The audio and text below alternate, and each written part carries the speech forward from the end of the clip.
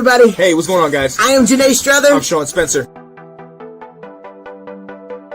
Back. We are back. We are back, ladies and gentlemen. I gotta go out and hold up.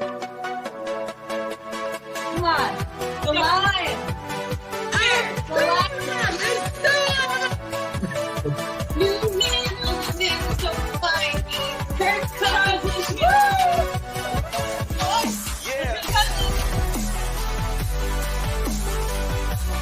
All right. I am Janae Strother. I'm Sean Spencer. And this is Let's Talk Football.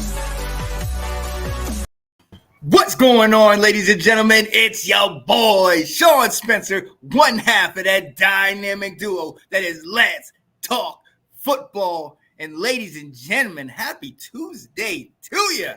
Hope you had some tacos today, Taco Tuesday. Know how y'all get down. But listen, ladies and gentlemen, I am back in this offseason with the season preview series. Today, we are covering that team that is a mile high from Denver with the lovely Miss Tina Winter. What up, Tina? Hi, how are you? Oh, I'm doing well. How are you? You feel I'm doing good. Okay. I'm looking forward to this season. Oh, yeah. I think it's going to be a lot of fun. So, I imagine why. I don't know, just a little person called Russell Wilson. Little quarterback. What's going on, Ash? Talk about you first. Yeah, I know that is very exciting, and I just want to get right on into it. I mean, I want to know about Russ. I want to know about the kids. I want to know about Sierra. How's she doing? You know, you know what I mean? But before we do that, like I said, you are a diehard Denver Broncos fan. Talk to us. Tell the people when was the moment you knew you were gonna join the Broncos herd, I guess you'd call it. At the end of the 1997 Super Bowl against Green Bay is when I knew. I was on the bandwagon. I didn't care. I jumped from Bears to Broncos and never left. I can dig it. Because it's been a while for Chicago since they've had something. Yeah. But that was a good year in 97 for Denver. Yeah, it was. It was a very, very good year. A great game, all of it. Like I said, I came from a Bears family. I couldn't root for them, but I couldn't root for Green Bay. So I was just rooting for the Broncos. And with pre-game talks and researching Mike Shanahan and Denver and all of that stuff afterwards, I just was like, I'm in love. I also was pretty much in love with Ed McCaffrey. So there you go. I can dig it. Look, one of my favorite running backs, Terrell Davis, awesome. Monster, one of the easy epitome of, the guy that nobody knows. Just give me a shot, give me an opportunity, he'll make the best of it. Got his gold jacket, and Elway, obviously, he's great. So, I can dig it. I can dig it. Yeah, that was one of the reasons why I like Mike Shanahan. Yeah. Was how he was able to find the running backs that nobody else was interested in, and he used them specifically to go into your team. Right. Clinton Portis trade for Champ Bailey. Good gracious. I mean, we both got something great in return, but that's what he did is he used those kinds of guys. Cause I mean, Terrell Davis and Champ both had 1,000-yard seasons before they traded him. Yeah. And so you could do stuff like that. And that's what and also I'll admit, I'm a offensive minded person. Some of my favorite players are defensive guys, but I like the offensive side of the game. I'm with you. Oh, absolutely. So. I am with you. Look at Ash said, I love Sierra. Not so much Russ. Forever a Seattle hater. Yes, I get it. Hey, and we're going to see, Russ is going to see his old team week 1. Yep. Ooh, that is going to be interesting. But look, hey, we're already talking about it. Everybody's talking about it. The elephant in the room. Oh, my goodness. I don't know. I need to know, when you woke up that morning and the headline said Broncos traded for Russell Wilson, what was your reaction to that? Well, let's back up a little bit because first, remember, Denver thought we might be getting Aaron Rodgers. Yes, because of your coach. So it was a low and then a high. Yeah. Because first we get the notice that he's re-signed with the Packers. Yeah. And we're all like, okay. And then the Russell Wilson trade came through. And I've got to say, amongst my friends, it was mostly positive. It was very positive. Like, how can you not be excited about a franchise quarterback like that? Right. And he's still got maybe 10 years, maybe more, see how long it goes. Right. And just the caliber that he is. Yeah. I mean, he's got some detractors and he's got some cons, but overall, the change between him and Drew Lock is astronomical. Teddy Bridgewater, right? Yeah. Or Teddy Bridgewater. Yeah. Sorry. So wait, hold up. You said most of your friend group it's very positive. Are there people that are not happy?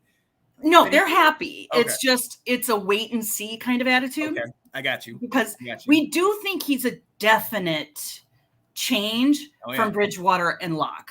Because Locke has his issues, and Bridgewater, he's not going to win a game for you. He won't lose a game for you, but he's not going to win a game for you. So I actually liked the Bridgewater trade. Yeah. I thought it was a good idea because he did very well in Minnesota. And I thought because he was going to have the guys that had come from Minnesota with him, that it would work. But I don't think it's Teddy's fault. It's Schumer's fault. Yeah. Well, you know what? But I think you said it right though earlier.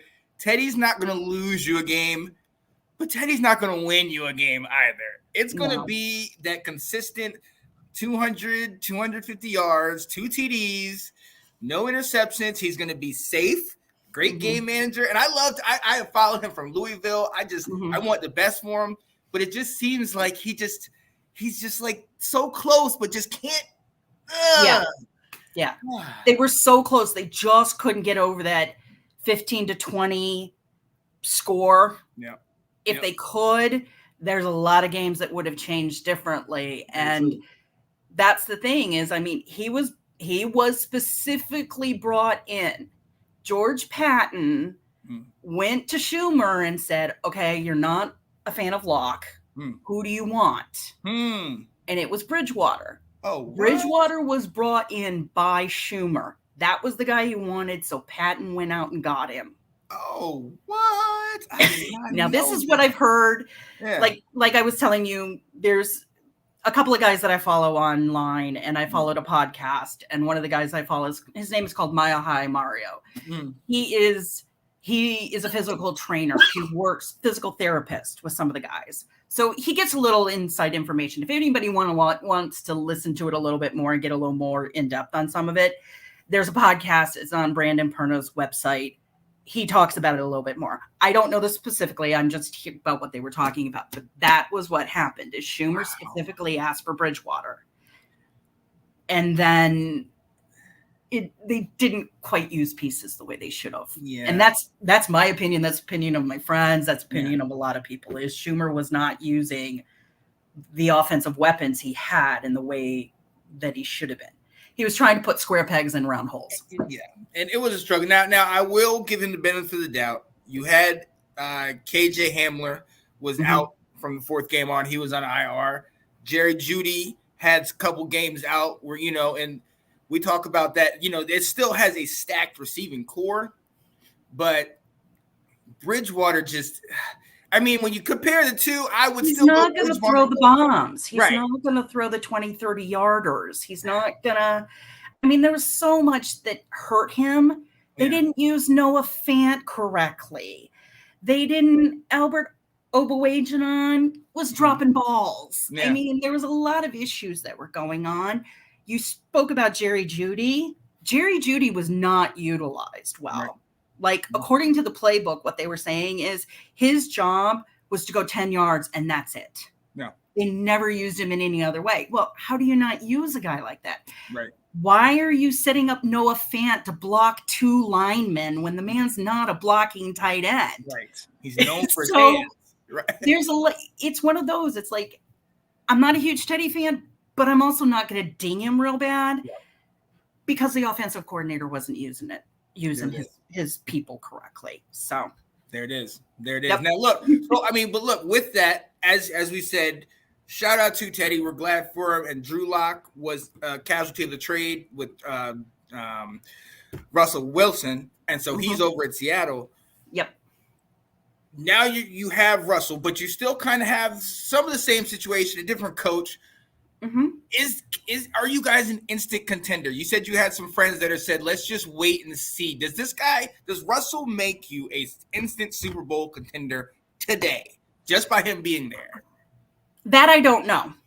Do I think it makes us a playoff contender? Absolutely. I think the acquisition of Russell Wilson changes us in the AFC West. Yeah. And all they can do is get better. Yeah. He's got the weapons there. He's been working with them.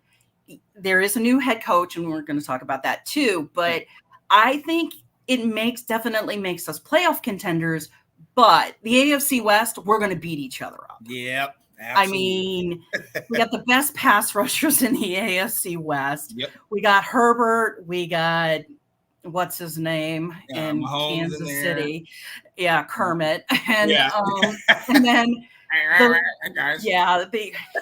and then what I will call like the one that people don't think about a lot, but actually has done really, really well. Yeah. And I would have loved to have gotten him from Oakland is Derek Carr. Yes. He has done a lot with what he's got. So there's 4 really good quarterbacks in that division and some real good pass rushers, especially with like Khalil Mack coming back. And then all of the other ones there. Yeah. As your friend just said, we're going to battle it out. And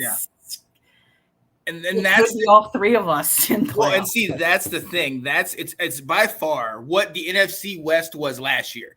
It's by far the best division in football. You have 4 top-tier quarterbacks like you just mentioned. So it's going to be interesting because you might not come out of there with the best record overall, but you will be battle-tested from going and facing 2, having 6 games playing each of these guys twice.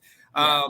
My guy Ben was saying Russell is going to definitely improve the team, but the loaded AFC West, and they're still going to win 8 or 9 games and finish last. Ooh. Yeah. That is why we're saying it. That's why I'm kind of 2 minds, and some of us are of 2 minds. Yeah. We are very positive about the season. We think Russell Wilson will definitely change this team, but we could end up with like that, which in comparison to last year would be a winning season and be last in the division. Yeah. So it's a hard thing. That's why I'm like, I won't say we're Super Bowl contenders. Do I think we can make the playoffs?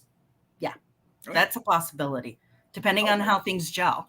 Yeah. So, I like that. Hey, but that's honesty. There we go. I absolutely would. I love us to win the Super Bowl, be in the Super Bowl again with Russell Wilson coming in. I'd be like, absolutely. Yes.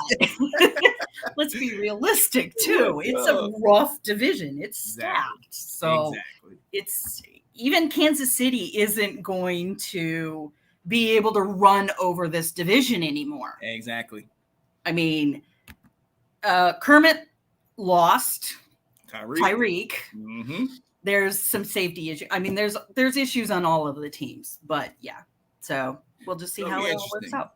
I'll tell you one thing we can see for sure. There's going to be some shootouts in the AFC West.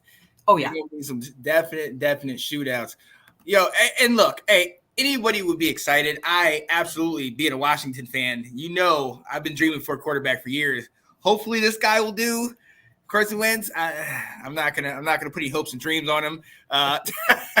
But just like with you guys, just like with us, we need to bring people in to add to him so he can not have to put so much on him. And having Russell Wilson there, you talked about it. Wide receivers, tight ends, bringing people in that can definitely add to his success. So let's dive right into this offseason. And to the very start, if you're going to bring in a new quarterback, let's go ahead and bring in a new system so they can start together, learn together, get going. Mm-hmm. You guys brought in a new coach, Nathaniel Hackett. But before we talk about him, let's talk about this old coach that you had. What are your feelings about Vic Fangio? I just need to know. I don't think people could see the eye roll I just had. Defensive-minded, brilliant.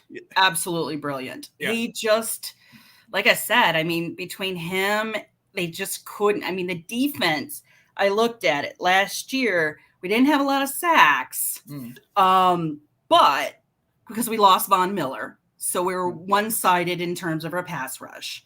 But we were top 10 in QB pressure during dropbacks. Okay. And we were top 5 in hurries. Okay. So our defense was really good. What do you need?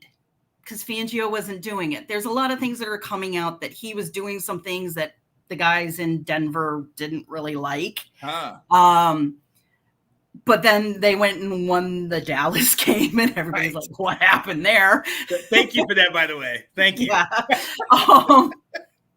But so you bring in Nathaniel Hackett. And from what I'm hearing in the podcasts and the readings that I do, he's infectious. Yeah. He's very much a player's kind of coach. I mean, his stuff on social media, he seems like a fun guy. He's very go, go, go.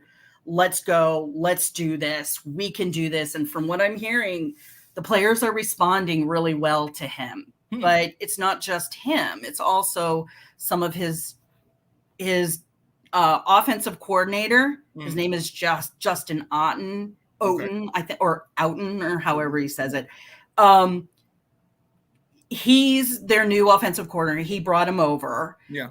The offensive guys really like him. And what they're also saying is already they're seeing that this offense is going to be very similar to the offense, not in terms of type, but what Peyton did. So it's going to be the offensive coordinator and the quarterback working together and making it their system, not one or the other. That's what you mean. I love that.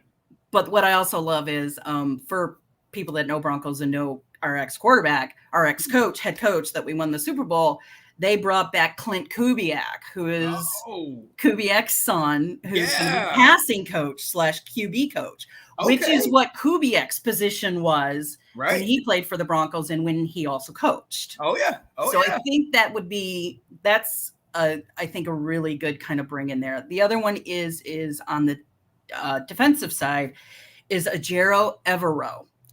He's coming from the Rams. And the guys that what I'm hearing is they really like him too. And neither one of these coaches are playing the square peg round hole. They're trying to make things go. So fit with the talent that you have. Yeah. Okay. Hey, see, but that like I said, you get a new quarterback, don't put him in with the old system. You know what I mean? That's what the Bears did last year. Justin Fields, and you expect to have different results, but you still have the old coach and the old GM and all that stuff. You need to clean house, start anew. So Broncos, this looks like a new look team right now. I think the offense will be a new look team. Yeah. The defense is switching. They're switching from a 4-3 to a 3-4. So the defense will look a little different, but it's going to have a lot of the same people that have been there in the past, from Justin Simmons and Patrick Surtain to Bradley Chubb to there's a new guy, Browning. He came from Ohio State last year. He was a rookie. He's turning out pretty good. He's going to be another piece for our pass rush. There's a lot of other people in there that I'm Josie Jewell is back. He was part of our run stop. Having him healthy, and he got a contract extension. So I think that will also help too. But they've also brought in the other pieces. And We'll and that's, right. I mean, but hey, that's perfect right into that. Yeah. One of them being DJ Jones got a 3-year deal from San Francisco. And one that's going to make all my Dallas fans sad. Randy Gregory. Thank you, Denver. Let's go. And considering we had another Cowboy that became big on the Broncos, I was definitely happy with that. Let's go. I'm a huge Ware fan. Love DeMarcus. Shout out to Ash. She's a diehard Cowboys fan. Just why? Not Ware. Yep. Absolutely. Oh, he's loved by us. I mean, he's definitely, I still follow him to this day. But with regards to Randy Gregory, alluded to earlier, Von Miller was gone. Yeah. We only had one real.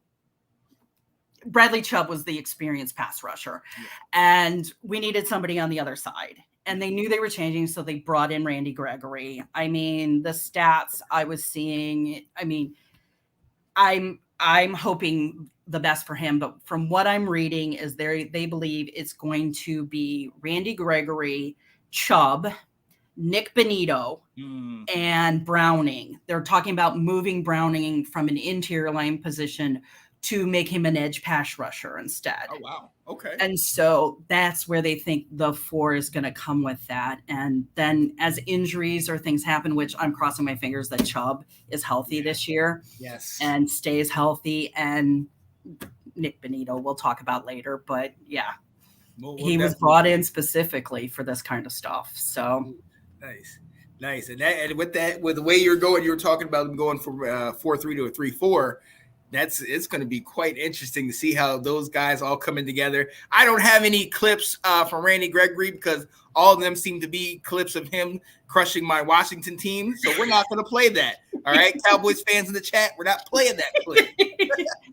And then DJ Jones is that is one of the areas we were weak on was our run stop, which was because like Josie Jewell got injured and then Alexander got injured and then just the hits just kept coming in the run stop game. Yeah. So bringing him in, I think, was a good one. And everything I've read, like most San Francisco people were not happy that he got traded. They did not want to see him go. And you'll see, I got one of these clips after it was a fake field goal, and he read the play and made the tackle and just his size, but for how big he is, he's nimble, like he's flexible, he's really quick. So I'm going to play this real quick. It's a fake. Hecker can throw, and he does.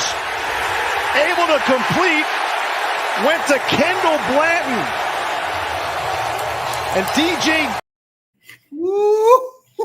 All of a sudden, you just see him coming around there, and you're like, look at that big boy run. Yeah, okay. I didn't know this until I started doing a little research when she gave me some notes. Yeah. He was in the run game, run stop win ratio. Yeah. He's number 1 of the interior defensive linemen in 2021. Oh, wow. Okay. Yeah. Okay, I see I'll take that. Right.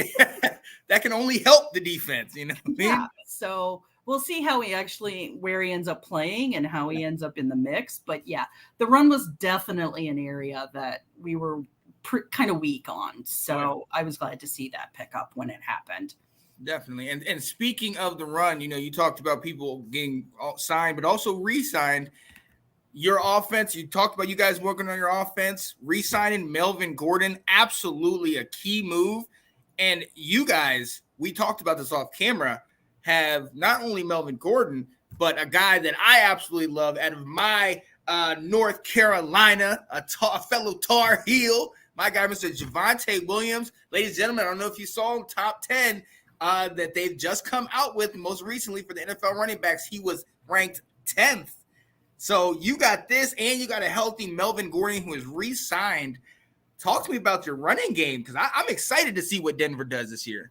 And then let's also add to that mix Mike Boone. He's a guy when he was kind of like the third guy, but they're talking that they might be using him a bit more in some pass situations. Okay. But yeah, Melvin Gordon, I'll admit I wasn't always on a high note with him because he tended to drop balls. Yeah. But that man has more running TDs on the team than anybody. And he's clutch. He is clutch. He has his moments. I'm really happy with the signing because that's what we need. Like Javonte is a bowling ball. He just hits and goes and drags people with him.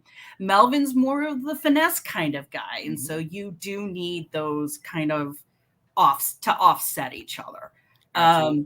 There's an interesting story that's come out about the signing of Melvin Gordon.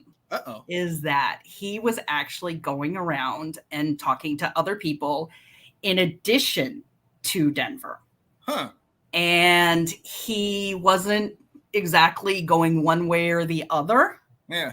So the Broncos started talking to Philip Lindsay. Ooh, yeah. And so I don't remember all of the specifics, but they kind of used that talk as leverage with Gordon and said, look, you sign with us or we're going to go back to Lindsay. And I don't know if you remember, Melvin and Lindsay didn't always get along. Like Melvin didn't like the fact that Lindsay was a fan favorite because he's from Colorado. He's going to get a lot of the things. So they were talking, they were going to bring him in, use him in certain situations. They thought he would work great with Russell Wilson to have some, to do what he needed to do to break some holes and everything. But then Melvin's agent was like, you got it. It's going to go away. Yeah. You got a guaranteed here. You make your choice. So that's what I'm hearing is the scuttle. Wow. Is why he resigned, which I'm happy with. He's, I like I said, I wasn't always his biggest fan, but I really do like him a lot now. And I think he brings a lot to the running game along with Javonte. Oh yeah. Oh yeah. One of the ex Wisconsin running back, Melvin Gordon. Hey, he held him healthy. Having the two of them. I mean, you talk about stacked backfields. You talk about I'll give you love, Ash. Zeke and Pollard back there. You talk about Kareem Hunt and Chubb for Cleveland. This is one of those backfields that when one guy goes and hits you over and over and over, you talk about Javonte being a bowling ball, he can come out and get a breather, and now you got a healthy, full of energy Melvin Gordon, who, like you said, is finesse. It's that lightning and that thunder. It's exciting. Woo. Yeah, they are a great combination to watch. Oh, yeah. Yeah, so, yeah, and I mean, and then keep an eye out for Mike Boone. He's kind of a rookie. They're bringing him in a little bit, but from what I'm hearing from a lot of people, the coaching staff is pretty high on him too. Okay. So Mike Boone. All right. Definitely. All right. So, hey, with that being off season still going in, we had the draft. Obviously, ladies and gentlemen, if you saw it, Let's Talk Football did a draft show next year for the Broncos. We're going to need a pick from Miss Tina Winter. We're going to need to have you on here to talk about this because you know your stuff. I'm excited. I'll use a helpline to my guys that actually know the draft. Hey, we all do it too, so don't even worry. Hey, let's go. But look, getting into the draft, you seen it. I'll bring it up who you guys have and kind of run over it quickly. But I mean, just talk to me about what you feel. Nick Bonito, Greg Dulcich, Damari Mathis, Iowa State's defensive lineman, Delara Turner, Montrell Washington, Luke, I think it said Wattenberg, Matt Hennessing, and Fayon Hicks. Corner, a number of picks. Now, because of the trade between y'all and Seattle for Russell Wilson, obviously you didn't have your first rounders. You didn't have your second. Like, you didn't get a pick until, late second round? Yep. Yeah.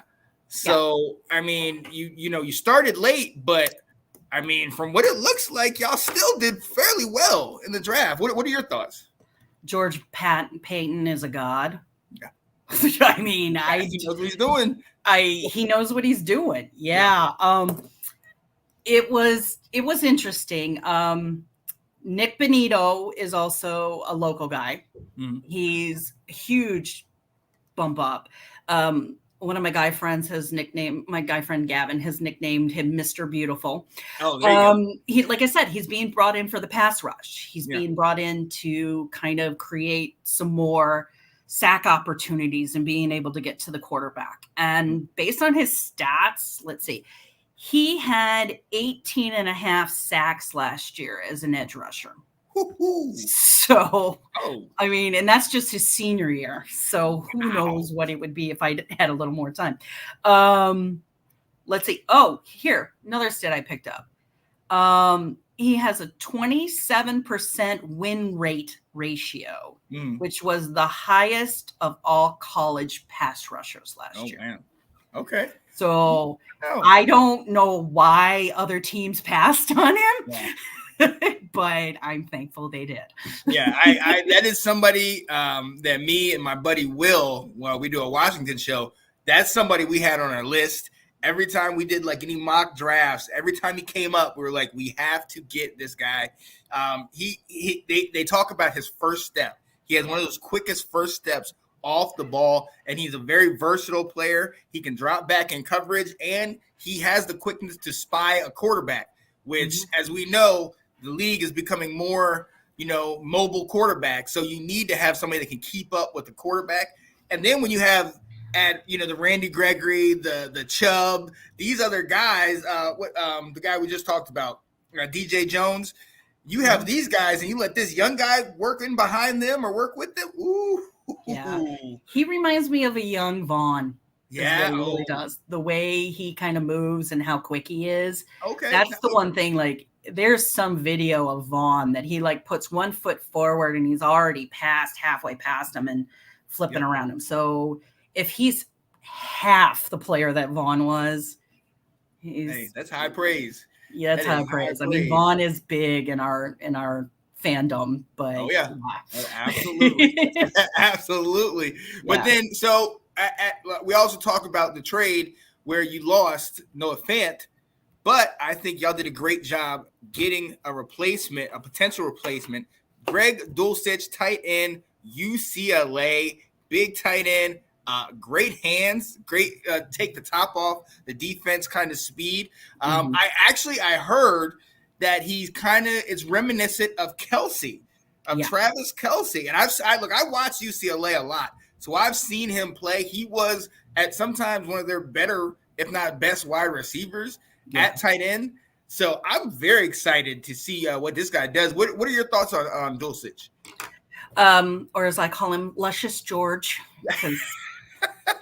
How can you not with that hair? Right. All kidding aside. I mean, the one thing I am going to want to see is how he does with blocking. Yeah. Because the tight ends are going to have to block. It's not just getting down the field. Now, that being also said, because he can get down the field and he is fast. He is a Fant type tight end / like Kelsey. Yep. Russell can throw to him. Russell can throw 20, 30 yards and break a tackle or break through.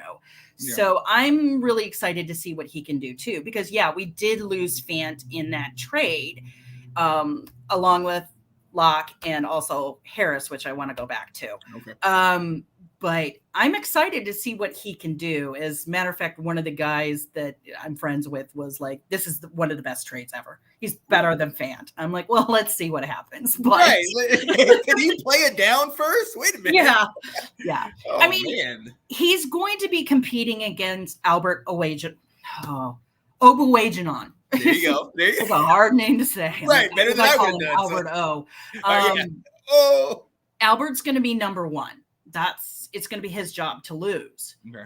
But there's not a lot of Greg is one of the top tight ends in the draft class. So he has a chance to really do something, and I hope he does. And so I was trying to see like if I had any notes in here, but I don't. Right, I'm like looking like, wait a minute, wait, did I put anything down here? No. Yeah. But some of the people that follow him think he could be on the all rookie team. Okay. Because the only other, I can't remember the guy's name, but the only other tight end is down in, I think it's Arizona. And if he's behind the guy that's in Arizona, he's not going to get a lot. Well, because Ertz is over there. Yeah. I know. Yeah, it is him. I just don't remember the guy's name.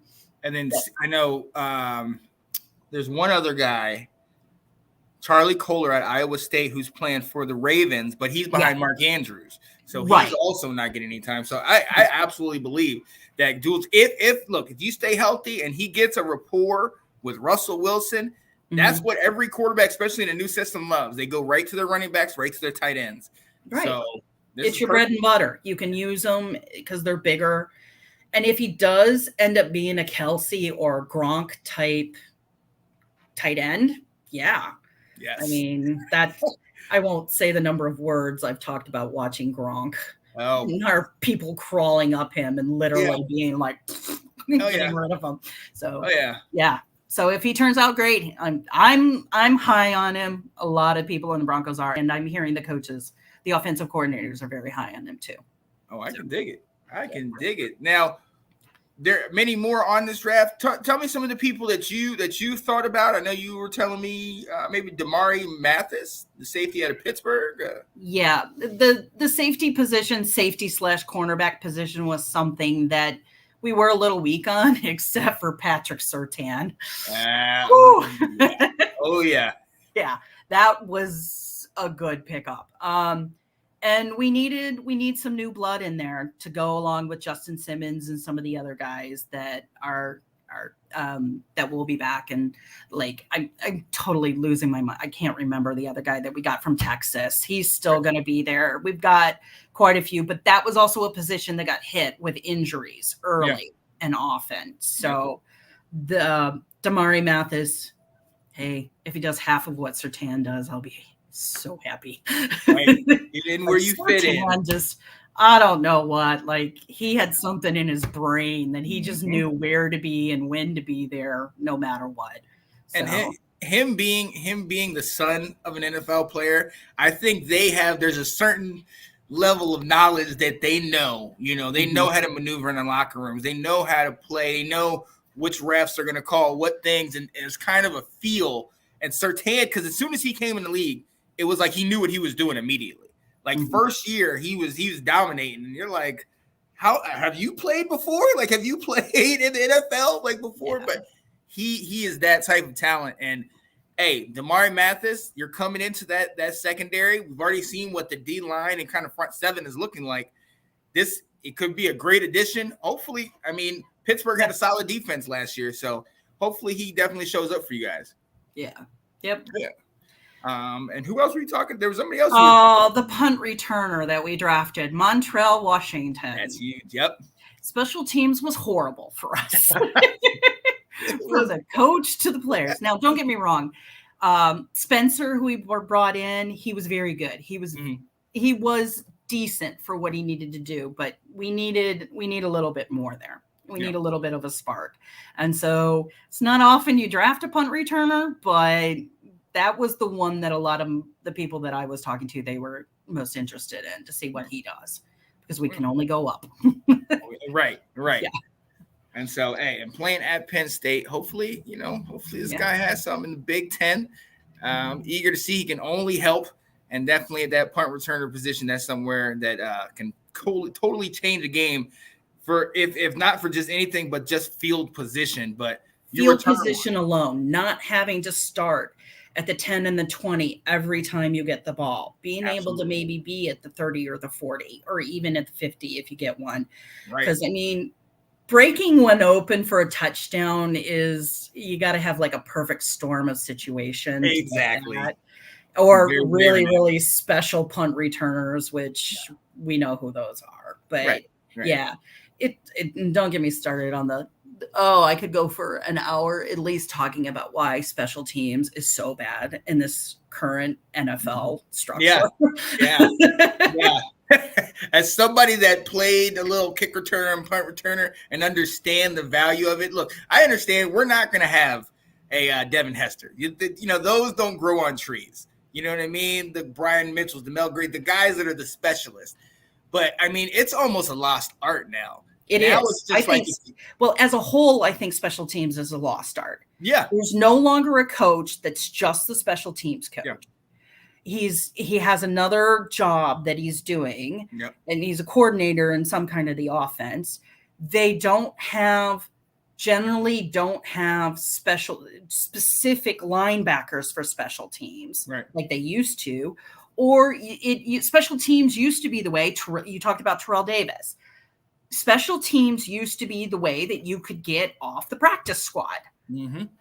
And running backs would be doing that kind of stuff. It's just kind of a lost art because they cut the number of people you can have, and money wise, you're not going to spend a lot of money on extra players that are only going to be there, except your long snapper. Right. That's the only one that stays. You need a good kicker. We kicker. went through a couple last year. So our punt returner, Brandon McManus. I love that man. And he's our kicker too, but we brought in a punt returner. And so it is kind of a lost art, but I think there's parts to say for bringing it back. So that's It's necessary. It's that way. Yeah. And the Green Bay Packers definitely know that it's necessary to have special teams. We saw how poorly theirs played in their playoff game a year ago. Well, yeah. So, I mean, look, Tina, the draft looked nice. We talked about the players that you guys have gotten. But, again, like you mentioned about some of these guys, like some of these rookies, I got to see you put on the helmet, put on the pads, show me what you're working with.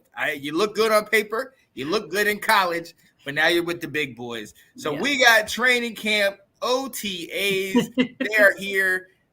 Talk to us. Have you been following it? How does Russell Wilson look? The wide receivers, the running backs, defense, how do they look? What are your thoughts about how they're gelling together this early? So far, what I'm seeing is that a lot of people are saying that they are gelling together. I think a lot of people might have seen some of the posts that's been on Instagram and everything.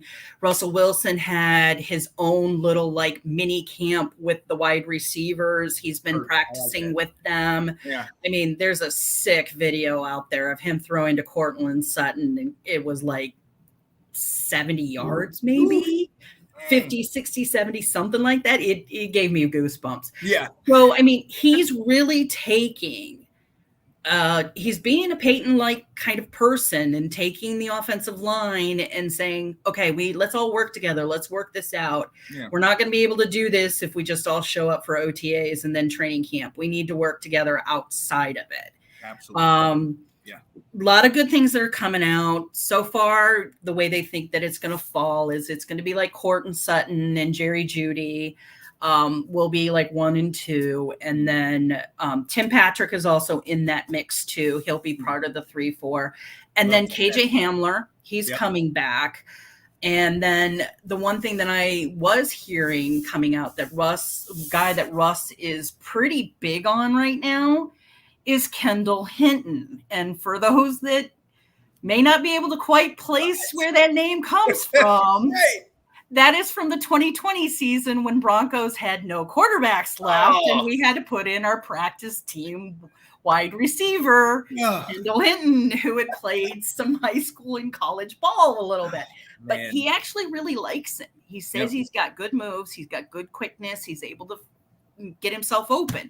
So this is an example of, we know who is supposed to be number one, but you got to work with your quarterback and see who he has chemistry with. Right. Now, more of the chemistry will come during training camp, which training camp in Denver is an experience in and of itself. I've been there. Really? I haven't been there recently, but I've been at it. And there can be like, at high points, they say they can have like 5,000 fans are just sitting up on a berm in front of the field. And you get to see the players will come through, and you can, so offense and defense will switch in and out, and you can see the kickers over to the side. Like Dove Valley is really kind of a sweet setup for training camp. So it's very, they do get really into it. It is raucous and they'll get going. So I'm looking forward to training camp in the next couple. They'll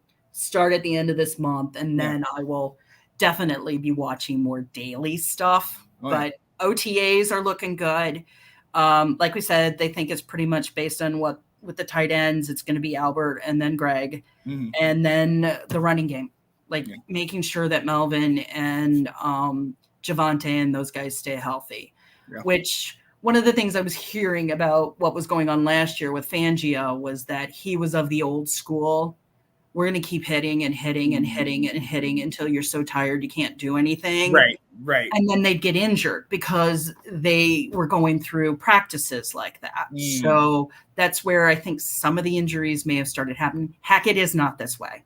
Hackett is not a softer touch, but he's understanding that there's other things that Fangio did that he did not endear him to the Broncos. He did a number of things. I know that. But yeah, so far things, there, a lot of what the pundits are saying, a lot of what I'm seeing, hearing, and reading is that everything's going the way they want it to. It's gonna just wait until you actually play a game to see if it all works. Hey, that's all of this, all the stuff we're talking about. is speculation. It's all hopes and dreams, potential, the best part of the season, because we are undefeated, but we're also winless. So, but you never know what will happen. But it's right around the corner. And look, from everything you're telling me, I think we have a little Broncos insider. I'm going to need to have more interviews with you during the season and up to the season, because you know what you're talking about. I absolutely love it. Ladies and gentlemen, this is Miss Tina Winter. If you did not know, diehard Denver Broncos fan. And we've been talking Broncos. We talked about your team. Now let's get into it. We know the season, like I said, about less than 2 months away. Okay, right around the corner. We're in the middle of July. Hall of Fame game is in a couple weeks, if I'm not mistaken. Let's go into it. Your schedule, the 2022 schedule is out. I'm going to put it on the screen really quick and run through it. You got Seattle, Houston, San Francisco, the Raiders, Colts, Chargers, Jets, Jags. Then you have your bye week. Then you come back with the Titans, the Raiders, the Panthers, the Ravens, the Chiefs, the Cardinals, the Rams, the Chiefs again, and end with the Chargers. Woo! That's a rough schedule at certain parts. What are your thoughts when you just first seeing that? It's a little tough. Yeah. AFC West definitely playing everybody twice. We've also got the Rams in there, which are the defending Super Bowl champions. Yep. I mean, San Francisco isn't an easy game. Seattle will be interesting because Russ is playing against his team. And it will be interesting to see what Pete Carroll has done with Locke and Fant. Yeah. I'm also looking forward to, because one of my favorite players on the team before the trade was Shelby Harris. Yeah. And he's over there. Honestly, if you're a football fan or a sports fan, follow his podcast. It's called Shell Shocked. He's funny. He's really funny. He's a huge Milwaukee fan. He's from Wisconsin. He's huge Bull, Bucks, and all of that. But he's a lot of fun. He's also like, I'm not kidding. There were so many times in the last couple of years, if a ball got batted down, I was like, was that Shelby? Right. It was Shelby. There was Shelby's big mitt going up. And so I was a little upset with that trade. That was the one that I kind of was like, I don't think it was a bad trade. It just kind of hit me more in the heart because I like them. But I don't know. I mean, like I kind of alluded to earlier, I mean, we could end up winning 2 more games than we did last year. Right. I think we'll do better than that. I think we'll probably be around the 75%. Okay. But I'll be my group. We are talking about going down to the Nashville game, so I'll definitely be down there for that one. That's one that is looking at. I was looking into possibly going to London, but that's too hard of a trip to do in like 3 days. So Panthers, well, if McCaffrey's son is healthy, that could be interesting. Yeah. Though I do love Christian. He's sweet. Oh, he is solid. Without a doubt. And the thing is they say he's the least talented of the McCaffrey boys. Oh, what? Yeah. Like his son that just signed, I think he's Texas or something. Yeah. He's like even more talented than Christian is. Yeah. Wow.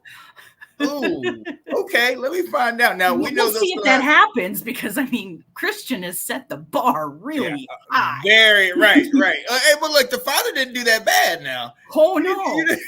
And their mom was a I don't know if she medaled in the Olympics, but she definitely medaled in NCAA track and field. Her father was the USC track coach.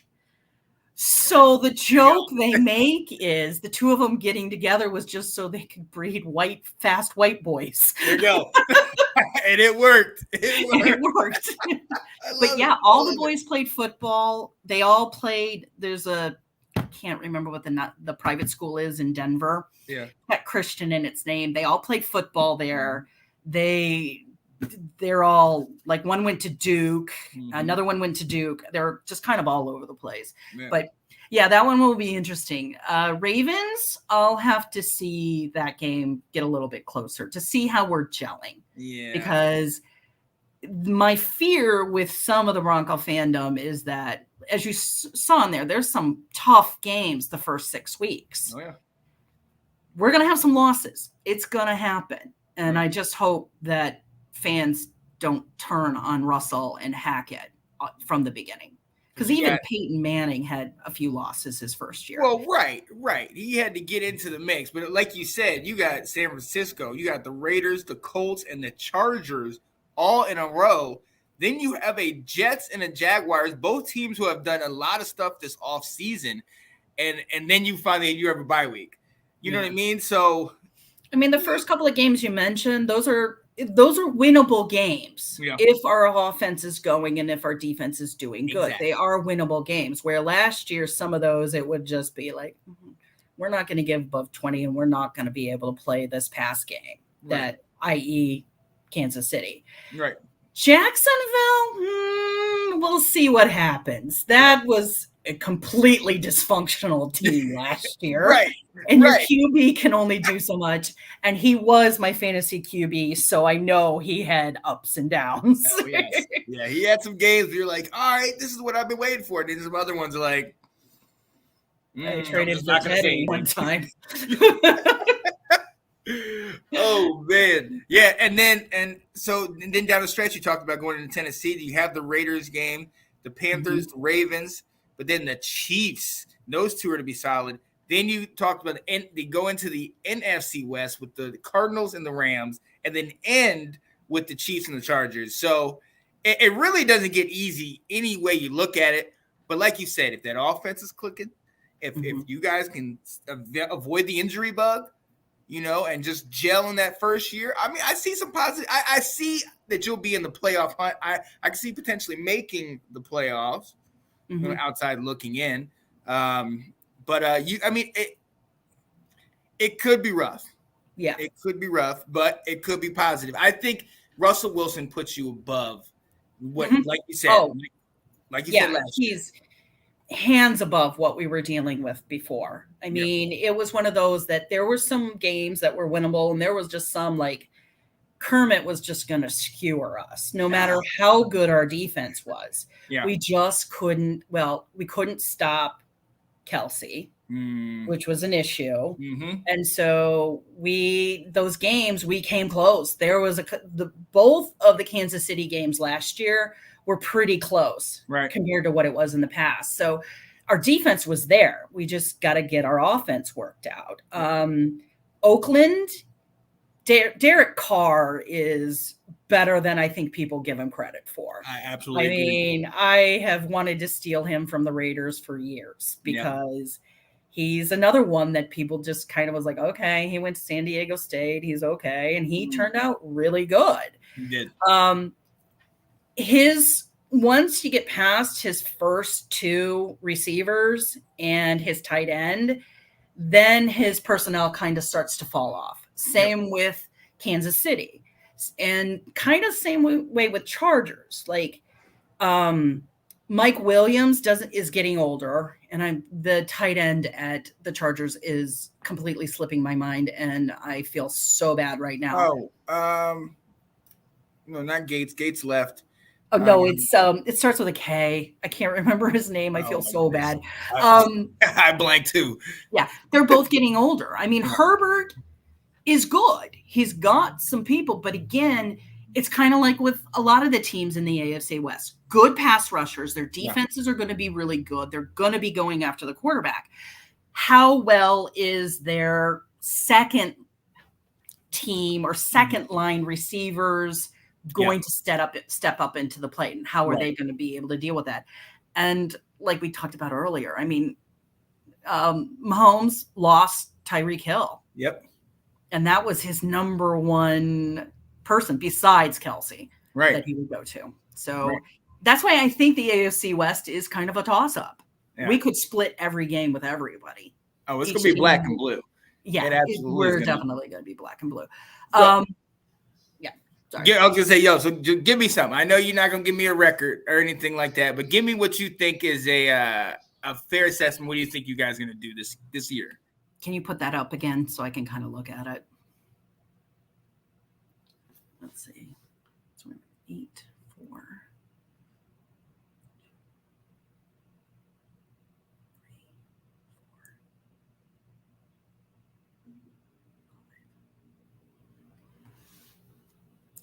I'm going to say, what is it now? 17 weeks?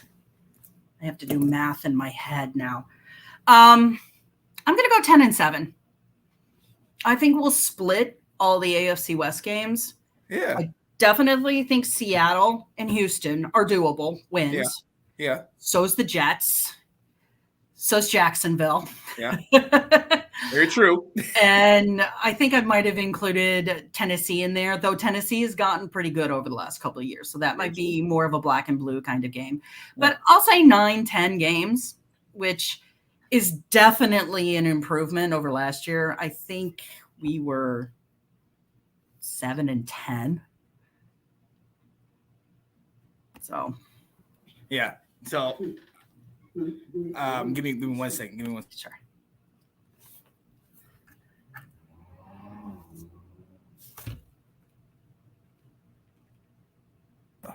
Sorry about that. I honestly, I'm not that far off. I have 9-8, right around the same thing. But it's like you said, there's a game or two here or there that can go either way. I definitely see you guys splitting with that NFC or that AFC West, and it's you know what I'm excited to see what Russell can do.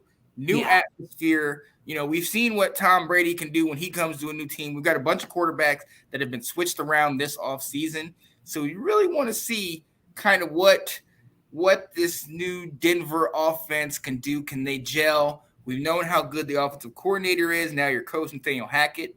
Russ, show me something. I'm excited. This is a good time to be a Bronco. Yeah. I'll tell you. Yeah. It's reminding me of when we got Peyton Manning. Yeah. Just how excited everybody was and what he could do with the team and what the weapons he had at that time. Yeah. Now it took him 2 years at the thing before he got his, we don't want to talk about the Super Bowl against Seattle. Well, that still lives in my brain. I understand. But we got there in 2 years later. So yeah, I'm really, really hopeful. I'm just trying to keep my expectations a little low because it's a rebuild. It's a new offense. It's a new coach. It's new owners. Yep. There's a lot of newness to it, but I think that's also kind of, it's two sides of the same coin. Yeah. Is kind of the way I was going with that. Oh yeah. Hey, you're absolutely right. I mean, look, it's one thing you're to be optimistic, but at the same time, you still want to be realistic. You know what I mean? Whenever I say that about my team, people are like, "Oh, you're being pessimistic." No, I'm just making sure I'm not too high because I know the history. My team will bring me right back down to size and very quickly. So let's be very honest with it. And hey, for all intents and purposes, you guys look like you're building something nice. I know, didn't y'all just get a new owner group too? Yeah. Let's see. I had this written down. Rob Walton of the Walmart group. He's part of the family. Yeah. He paid $4.65 billion. That was the winning bid for the Broncos, and it's the highest price paid for a sports franchise ever. Jeez.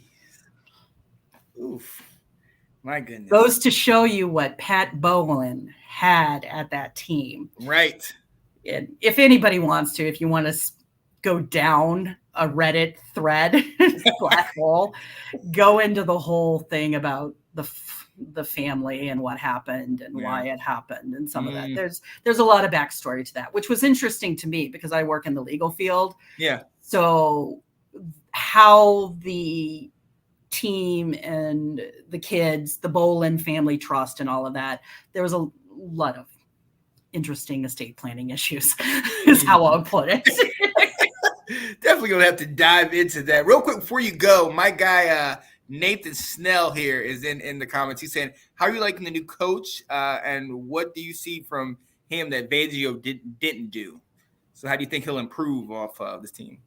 Well, first of all, he's offensive minded. So I think he's going to be able to call the offense a little bit better. There were a lot of times with Fangio that our group, my friends, the bar, wherever we were at, myself at home, would be screaming at the TV, like, go for it, make that toss. Don't just, why are you running it on a 3rd and 15?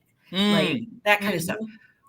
But also I kind of alluded to it too. There was things that Fangio did. I would say he was a bit curmudgeonly and the players didn't really like it. And so Nathaniel Hackett right now is coming in and he's more optimistic, listening to them. Like, one of the stories that has come out is that, like, so people know, like, Justin Simmons, one of the nicest guys. He's a very cerebral kind of player. He plays safety. Yeah. He's one of my favorite guys on the team. And he would, like, during a game or after the game, would go up to Fangio and be like, okay, I saw this, and why don't we do this and this and this, and here's my ideas of what we can do. And Fangio would be like, okay, yeah, we'll look at that.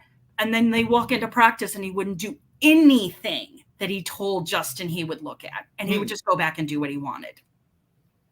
So there's stories coming out about Fangio that, I mean, don't get me wrong, the man is a defense genius. All right. He built our defense so it is ready to go, which is another parallel back to when Peyton Manning came, because the coach that was there before was a defensive guy, got our defense there, and you just need to bring in the offensive piece. Oh, yes. So it's just a little bit. And I mean, Nathaniel Hackett there's stuff all over on social media about him playing music. This was the one thing I never knew. Fangio would not allow any music to be played during practices at all. None.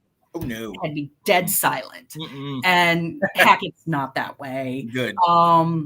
He's just a younger guy, too. Yeah. And all the things you read from Aaron Rodgers and all the other players that he's worked with, they've just always said, like, he really listens to them and he really kind of cares and wants to make the game fun for everybody. Because if it's not fun for the players, they're not going to play well.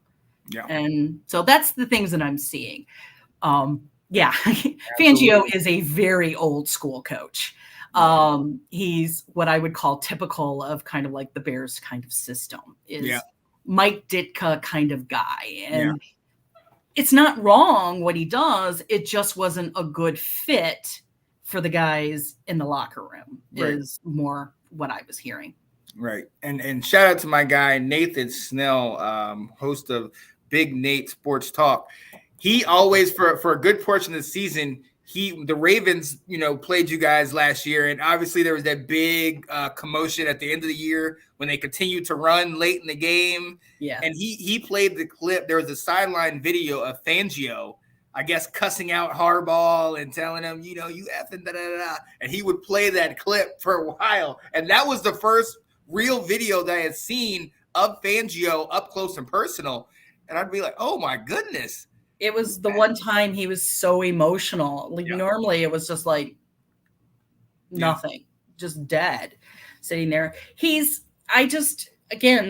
a defensive guy. So taking chances on the offense and things like that was just not something that I think was his strength. And he was relying on Pat Schumer and Pat Schumer's crew to be able to make some of those decisions for him. Yeah.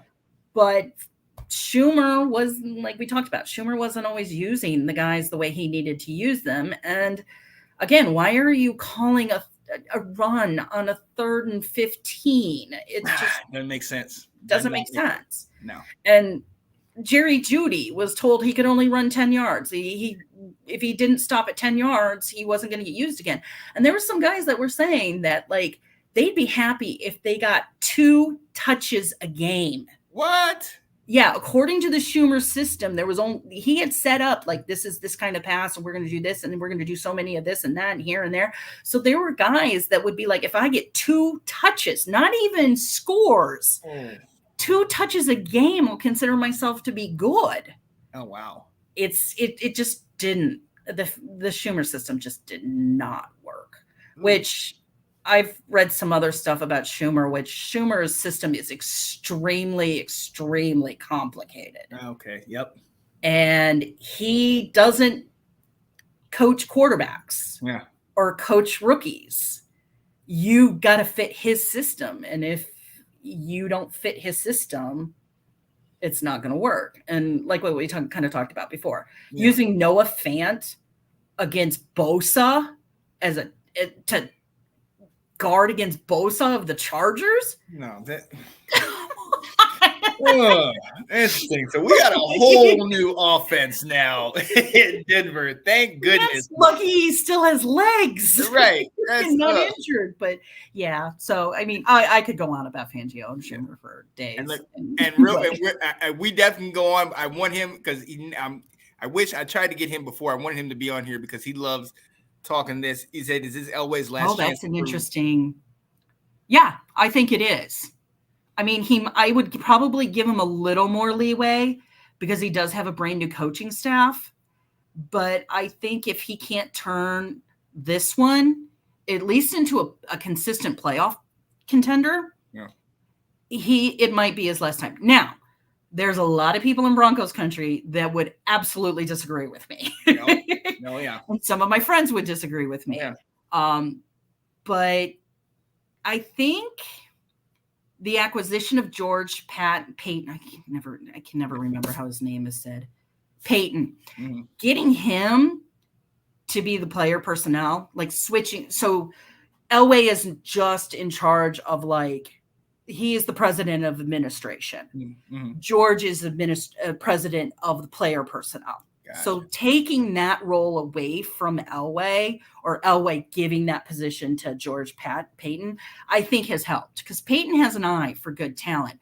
But if you look through who he's drafted and who's busted, there's a lot of bust in there. He did free agency. He's good at. We talked about DeMarcus Ware, Peyton Manning, Brian Dawkins. All the free agents he brought in that year, that helps. He's able to do it this year with Russell Wilson. But Elway, Denver's always going to be an Elway town. There's just no way around it. So you're going to get 2 answers on that based on who. And I might get my Bronco card taken away, but I was never a huge fan of Elway. we don't want to do that. We're not going to. No, we need you. We need you this season to give us the Bronco info. I have so much respect for Elway, but just kind of the things he kind of did when he came into the league kind of give me a bad taste in my mouth. So. Yes, about that. But however, I cannot sit there and we can talk about the game against the Browns in the AFC Championship game where 99 yards or 101 yards and wins the game. That's right. Elway was clutch. He's a clutch quarterback. Absolutely. Whether he's a good player personnel / president, that's debatable. That's debatable, right? We can argue that point all day, but look, we have got to go.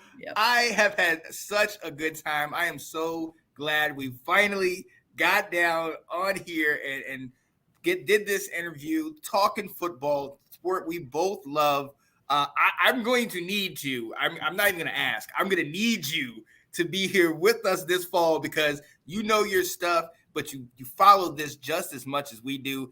And I need a Broncos take. I need somebody that's right there with Russell Wilson and Javonte Williams talking about that team. So if you will have us, I will definitely invite you many more times. Yeah, and I've also got a few guys that I can also bring along with me if I can't do it. We can also give you a little bit of a spin on the AFC West because we kind of know those players a bit better. But yeah, I can come back on. I have no problem doing that. Oh yeah, This was a lot of fun. Yes. I was a little nervous at first, but I had a great time talking about this stuff. Exactly. Same here. I definitely absolutely enjoyed it. I'm sitting here and like I told you before, I'm still kind of at work, like in the building. So I'm just sitting here. Everybody else has left and I'm just kind of, I didn't even think about it. I'm not paying attention to anything else. I'm just focusing, looking at my notes, doing the whole nine.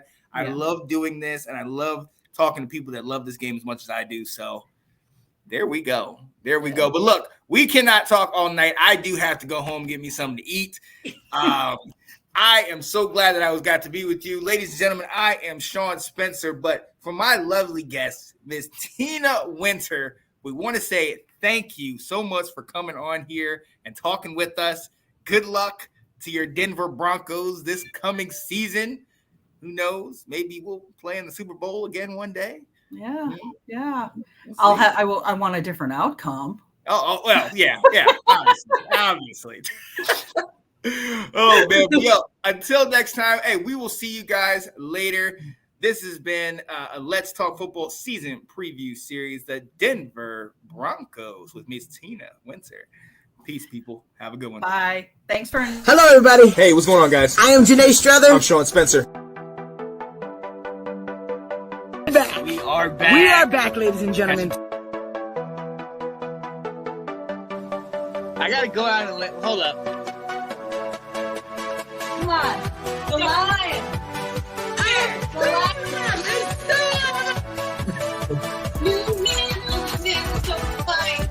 Kirk Cousins. All